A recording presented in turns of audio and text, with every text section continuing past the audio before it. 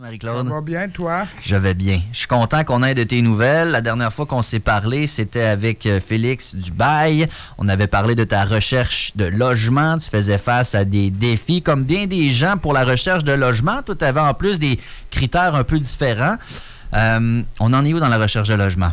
La recherche de logement a été très compliquée. Ouais. Il demande beaucoup de papiers pour être capable d'obtenir un logement. Il demande des codes de crédit épouvantables.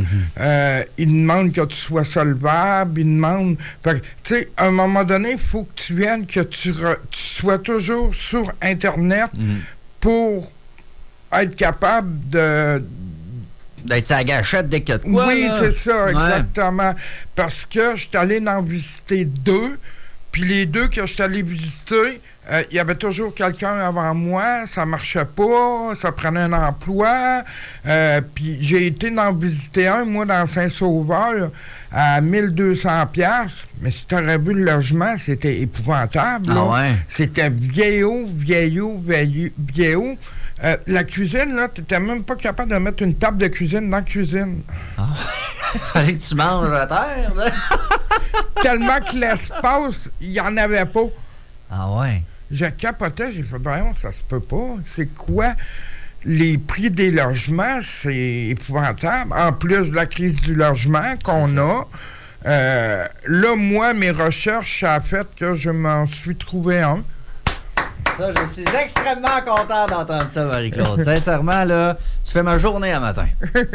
Comment tu t'es senti? Comment ça s'est passé? Parce que je pense que quand t'en trouves un, le visiter, ça te met quasiment en retard. Oui, c'est le ça? visiter, ça te met en retard. Ouais, hein? Parce que t'as trop de personnes qui y vont. Ouais. Fait que moi, ce que j'ai fait, c'est que quand je l'ai vu sur Internet, j'ai regardé les photos, je me suis fié aux photos, puis j'ai comme communiqué avec la personne qui louait, parce qu'elle a fini son bail. Il fallait qu'elle fasse un transfert de bail. OK. Fait que là, j'appelle la madame me transfère à la propriétaire, puis je demande à la propriétaire, c'est quoi moi, je perds mes mots un matin. C'est quoi les procédures qu'il faut faire pour être capable d'avoir le logement? Fait que là, la propriétaire m'explique au grand complet que j'ai à faire. Je fais ça le vendredi, puis le dimanche matin, j'ai ma réponse pour me dire que j'avais le logement. Oh my God. Comment tu t'es senti? On se doute bien, là. Mais... soulagé. Parce que, tu sais, on s'est parlé beaucoup dans ton processus. Il y avait de l'anxiété, tout ça. Fait que ça a dû être un poids. Je m'inquiétais parce que là, tu sais, je voyais juillet arriver, puis je me disais, ça se peut pas, je peux pas me ramasser dans une tente dans la rue, là. Ça n'a pas de bon sens, l'histoire, là. Puis, tu sais, c'est pas juste l'histoire des animaux. Il y a plein d'autres histoires qui fait que tu n'es pas capable de trouver un logement. Ils sont en train de tasser les riches des pauvres. Ouais. Fait que, tu sais, la société, je suis même plus capable de comprendre comment que la société elle marche. Ouais. Il y a beaucoup, beaucoup de problèmes, mais en tout cas, pour ce qui est de l'accès au logement, c'est du stock. Oui, c'est ça, exactement. Puis, tu sais, même au côté HLM, c'est entre 6 mois et 2 ans d'attente. Fait que si tu perds ton loyer en juillet, tu fais quoi? T'es là, tu dis, ben voyons, ça n'a pas de sens.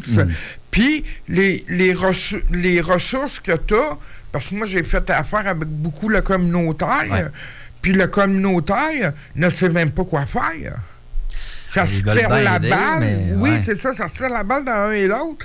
Puis là, tu te dis, voyons, ils sont supposés de m'aider, eux autres, dans ma recherche de logement, dans ci, dans ça, mais ça se tire toute la balle. Puis, comme ils m'expliquaient, ils peuvent pas, ils en cherchent des logements, mais ça fait comme moi, ils trouvent un logement, puis la personne n'est pas accessible. Il y a tout le temps de barrière. Fait que là, ils viennent tanner de chercher des logements. Ben, pas chercher des logements, mais aider une personne, puis qu'après ça, la personne est déjà dans la rue, mais elle reste là. Ouais.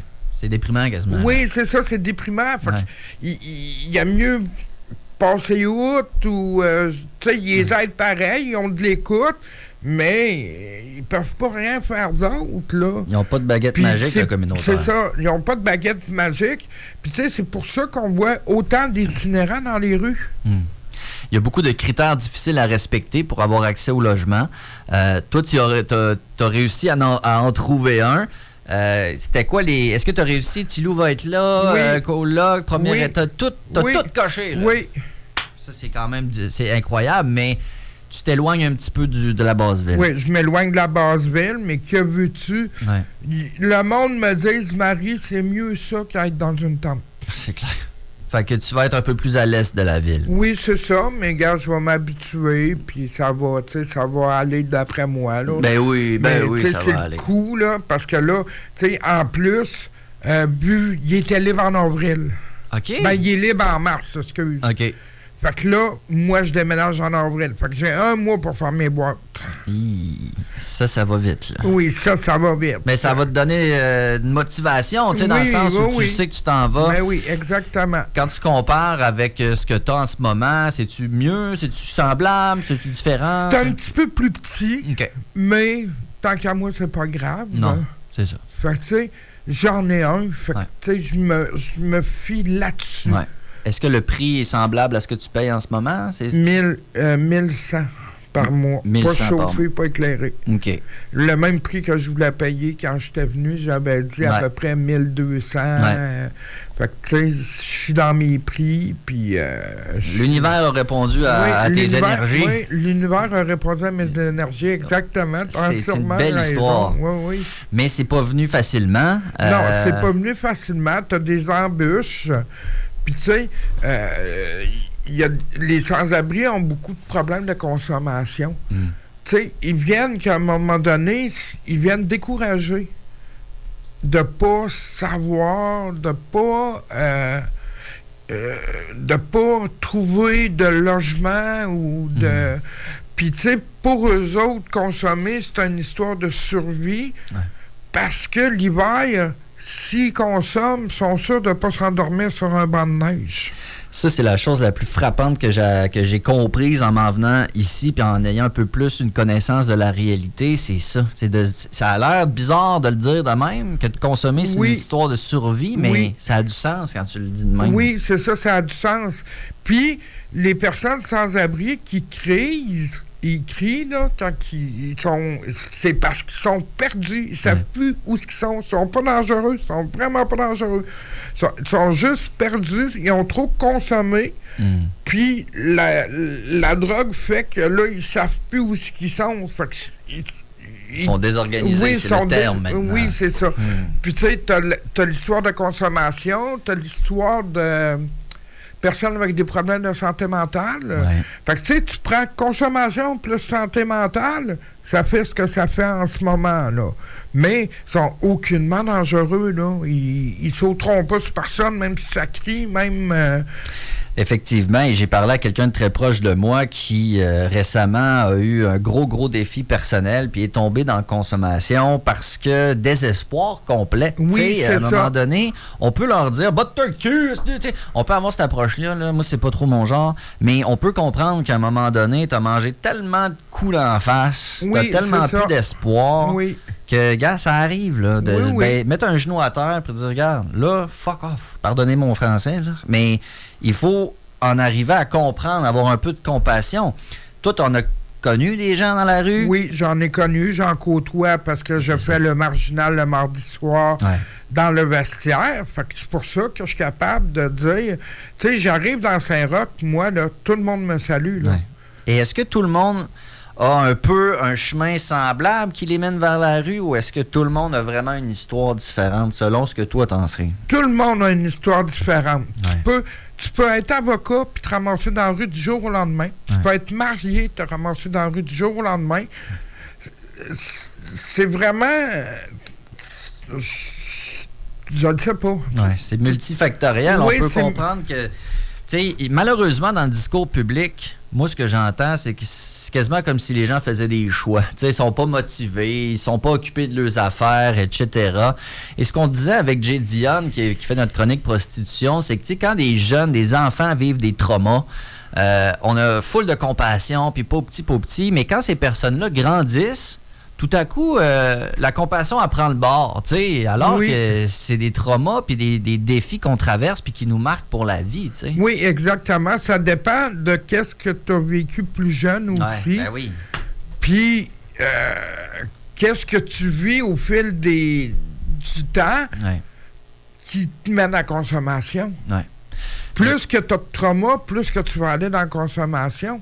Tout à fait. C'est de la fuite et qu'on peut comprendre si on a un brin de bienveillance et d'empathie. Oui, exactement. C'est trop facile de dire t'es responsable, batte-toi le cul, etc. Puis il y a une partie où on est responsable, dans le sens où toi, t'es un bel exemple. T'as fait des démarches. T'as pas juste attendu que quelqu'un t'appelle en disant j'ai un logement. Là, non, je me suis mis en action. C'est ça. Mais quelqu'un qui consomme se mettra pas en action parce que j'ai l'impression qu'il est bien dans ça. Ça le rassure, oui, c'est ça, ça le rassure. Mais dépasser ça, je me dis, c'est où est-ce qu'on s'en va, là? Tu as donc, Marie-Claude Dion, rencontré des défis. Quand tu as trouvé ce logement-là, il y avait des critères quand même, tu avais des papiers à remplir. Ça ressemble à quoi les étapes que tu as dû faire pour finalement te faire dire c'est bon, tu l'as? Il a fallu que je donne 2 preuves de revenus. La preuve de revenus de moi, la preuve de revenus de mon coloc. Okay. Il a fallu que je monte mon score de crédit. Il a fallu que je monte un papier comme quoi j'avais payé mes logements. Il a fallu que je donne 2 numéros de téléphone de 2 propriétaires que j'avais eus. Il a fallu une preuve d'assurance, habitation. Puis après ça, ils ont tout regardé ça, puis ils m'ont dit « C'est beau, vous l'avez, madame. » Ah, wow. Mais, tu sais, quelqu'un dans la rue n'a pas ça, là. Pas ces papiers-là, là. C'est ça, exactement. Il y a dans toute une des colocs, ça dit quelque chose comme tu peux pas avoir de BS, t'as pas d'adresse, tu peux pas avoir d'adresse, t'as pas de BS. C'est un cercle vicieux. Ils ont probablement l'adresse de l'Aubrivière pour recevoir leur chèque pareil. Il y en a beaucoup c'est vrai, ils font ça. Oui, c'est ça. Fait que, tu sais, ils ont une adresse pareille, mais ils n'ont pas de référence. Fait que, en n'ayant pas de référence, ça bloque. En n'ayant pas de crédit, ça bloque. Fait qu'ils sont laissés à eux-mêmes. Puis, tu sais, je te dirais que même quand tu sors de la DPJ, il y a un enfant sur 3 qui se ramasse sans abri parce qu'il n'y a pas de ressources pour l'accueillir quand il sort du centre jeunesse. Il n'y a pas de transition vers la vie adulte. Non, il n'y a pas de transition vers la vie adulte. Puis moi, j'ai été en centre jeunesse, puis c'est exactement ça. T'as pas d'espace. J'en parlerai dans une autre chronique, là, mais tu te ramasses carrément à la rue à 17 ans quand ils ne veulent plus. C'est en bas, tu sors, puis... tu as toujours été pris en charge par le système jusqu'à ton 17-18 ans, puis là, tout à coup, c'est arrange-toi. Oui, c'est ça, exactement. Et toi, quand tu as été en centre, etc., est-ce qu'ils te préparent à ça avant... Est-ce qu'ils te disent, écoute, attends-toi assis? Moi, j'ai été chanceuse parce qu'ils m'ont mis en appartement supervisé à 17 ans. Ils m'ont sorti du centre d'accueil puis ils m'ont mis en appartement supervisé. Mais ça veut rien dire, ça. Parce que tu es tellement écœuré des intervenants, tu es tellement écœuré de comment je t'expliquerais ça? De TS, de ci, de ça, t'en as, tu sais. Tu as vécu ton enfance là-dedans. Tout le système. Oui, c'est ça, le système. Fait que tu dis, à 18 ans, tu dis, ah, fuck, je m'en fous, je vais foutre mon camp, je suis écœuré, arrêtez de m'écœurer. La plupart des jeunes doivent faire ça, tu sais, je ne sais pas, mais probablement que c'est ça, parce que moi, c'est ça que j'ai fait. Il y a la maison Stéphane Fallu, je pense, qui avec le rappeur Dion, qui essaie de faire ça, des maisons, un peu de transition entre la DPJ, la vie adulte, mais là, tu sais, c'est pas normal, c'est un humoriste qui fait ça, là. Ça devrait être le système, il devrait avoir quelque chose en place, tu sais. Mais bon, on comprend qu'on ne réglera pas tous les problèmes ce matin. La bonne nouvelle, Marie-Claude Dion, c'est que tu as trouvé un logement. Oui. Je suis extrêmement content. Bravo pour tes démarches. Bravo pour ta résilience. Tu as également eu du courage. Tu n'as pas lâché. Non. Et ça a payé. Oui. Je je suis tellement content pour toute l'anxiété qui a dû te quitter, même si c'est pas fini nécessairement. Mais non, j'ai quand même été bonne dans tout ça. Ouais. J'ai pas été obligé de reprendre mes médicaments. OK. Je l'ai vécu vraiment à jeun. Mhm. Chose que j'aurais pas faite avant. Ouais. J'ai été capable de parler. J'ai été capable de dire ce que je ressentais, même avec mon propriétaire, chose qu'avant, j'aurais pas faite. Fait que, tu sais, j'ai quand même beaucoup cheminé là, depuis 8 mois. Ouais. Mais, tu sais, en tout cas, ça, je vais revenir aussi d'en parler parce que j'aimerais vraiment ça, là. T'es la bienvenue. Oui, je sais que je suis la bienvenue, mais, tu sais, c'est ça, là. Tu sais, je suis fier de moi, là. C'est le fun à entendre. Il faut dire ça dans la vie. On est fiers de toi également. Et ça a été un plaisir de pouvoir te recevoir encore ce matin. Marie-Claude Dion, félicitations. Bravo. Puis merci de partager tout ça avec nous autres. Bienvenue. Prends soin de toi. À bientôt, Marie-Claude. 9h09 sur les ondes de CKIA. Merci de passer vos matinées.